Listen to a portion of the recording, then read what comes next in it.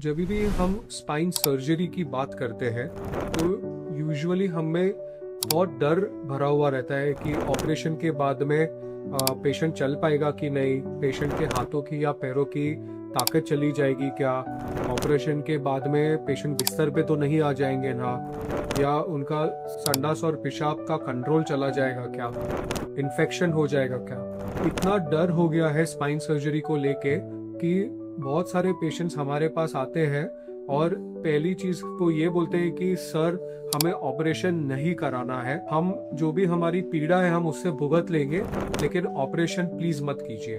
हालांकि इसमें दो राय नहीं है कि स्पाइन सर्जरी पेचीदा रहती है और हमें अच्छे से स्पाइन सर्जरी करनी रहती है, लेकिन मुझे आपको ये आश्वासन देना है कि लास्ट 15 से 20 सालों में स्पाइन सर्जरी के क्षेत्र में इतनी सारी नई चीजें आई है जिससे हमने स्पाइन सर्जरी को काफी हद तक सेफ बना दिया है।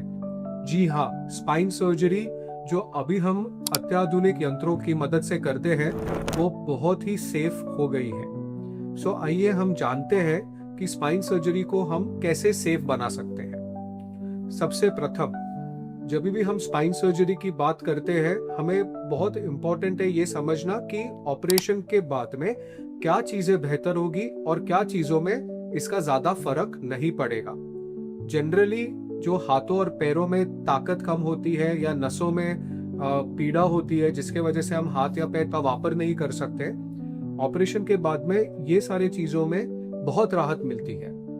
कमर दर्द या गर्दन के दर्द में हम बोलेंगे कि अराउंड 70 से 80% तक आपको फर्क पड़ेगा। अब ये ऑपरेशन करने के लिए हम अत्याधुनिक यंत्रों का वापर करते हैं, जिसमें सबसे पहले जो मैं बहुत कॉमनली करता हूँ वो है minimally invasive spine surgery. Minimally invasive spine surgery एक ऐसा टाइप का स्पाइन सर्जरी है जिसमें हमें बड़ा चीर फाड़ नहीं करना पड़ता, हम छोटा कट्स करते हैं और उसके माध्यम से ही जो भी नस दबी है या जो भी नसों की पीड़ा हुई है हम वो पीड़ा को दूर कर सकते हैं। इसी में हम माइक्रोस्कोपिक या फिर कैमरा डाल के की होल सर्जरी, जिसे हम एंडोस्कोपिक स्पाइन सर्जरी कहते हैं, उससे भी हम पेशेंट्स को उनके प्रॉब्लम से बाहर निकाल सकते हैं। एंडोस्कोपिक स्पाइन सर्जरी के अंदर हमें एकदम छोटा सा होल करना पड़ता है और वो होल के माध्यम से हम कैमरा अंदर डालते हैं और प्रॉब्लम को सॉल्व कर देते हैं। मिनिमली इन्वेजिव स्पाइन सर्जरी के कारण क्योंकि हमें बड़ा चीरफाड़ करनी नहीं पड़ती, तो जो हमारे टिश्यूज है, हमारी चमड़ी है, हमारी मांसपेशियां है, उनको कम धक्का पड़ता है ऑपरेशन के वक्त।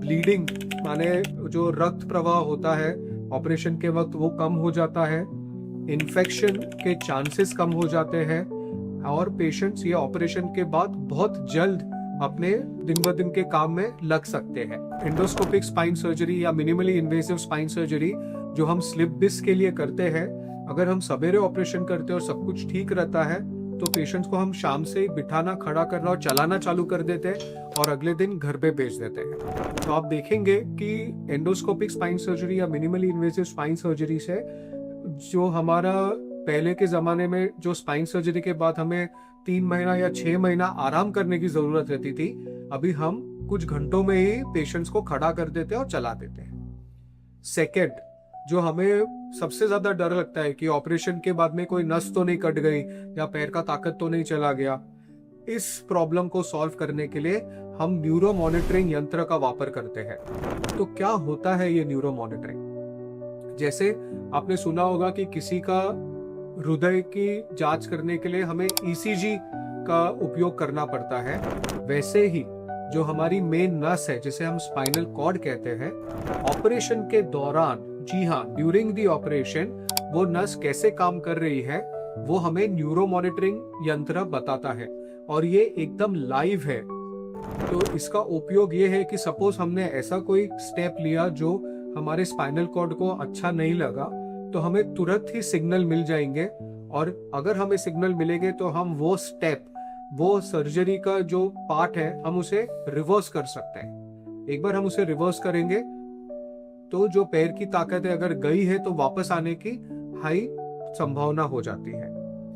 न्यूरो मॉनिटरिंग से हम सर्जरीज को काफी हद तक सेफ बना सकते हैं, और जो भी कॉम्प्लिकेटेड सर्जरीज रहती है, पेचीदा सर्जरीज रहती है, मैं न्यूरो मॉनिटरिंग का व्यापार जरूर करना चाहता हूँ। तीसरा, आपने सुना रहेगा कि काफी बार जो हमारे मणके हैं वो आगे पीछे हो जाते हैं, जो हमारा स्पाइन का ढांचा है वो आगे की तरफ झुक जाता है या टेढ़ा हो जाता है। ऐसी स्थिति के अंदर खाली नस का प्रेशर निकाल के काम नहीं चलता, हमें उसके अंदर सपोर्ट देना पड़ता है स्क्रू रॉड या प्लेट डाल के, क्योंकि ये स्क्रू रॉड बराबर हड्डी में जाना चाहिए और हड्डी में हमें ज्यादा जगह नहीं है ये बराबर स्क्रू रॉड डालने के लिए। स्क्रू रॉड इधर उधर नहीं जाए, इसे प्रिवेंट करने के लिए हम और भी चीजों का वापर करते हैं, जैसे कि फ्लोरोस्कोपी मशीन, हम नेविगेशन भी यूज कर सकते हैं और अभी रोबोटिक आर्म भी यूज कर सकते हैं। इससे फायदा ये होता है कि जहां पर हमें वो स्क्रू चाहिए वो स्क्रू एग्जैक्टली वहां पर ही जाएगा और स्क्रू के कारण से बाकी के जो हमारे ऑर्गन्स है उन्हें धक्का नहीं पहुंचेगा। चौथा, जो बहुत इंपॉर्टेंट चीज है कि स्पाइन सर्जरी छोटा सर्जरी नहीं है। इसमें इंपॉर्टेंट है कि खाली सर्जरी के साथ में हमें एक प्रॉपर टीम होना चाहिए। हमें अच्छे एनेस्थेटिस्ट भी चाहिए जो भूल देते हैं, हमें अच्छा आईसीयू भी चाहिए अगर कॉम्प्लिकेटेड पेशेंट्स है और उन्हें बाकी की बीमारियां हैं तो, हमें अच्छे फिजियोथेरेपिस्ट चाहिए, हमें अच्छे न्यूरोलॉजिस्ट चाहिए। ये बहुत ज़रूरी है कि हम एक अस्पताल जहाँ पे फिजिशियन भी अवेलेबल हो, न्यूरोलॉजिस्ट भी अवेलेबल हो, सारी सुविधाएं भी अवेलेबल हो। इससे जो हम ऑपरेशन करते हैं उसके बाद में जो भी हमें मदद मिलनी चाहिए वो हमें अच्छे से मिल सकती है।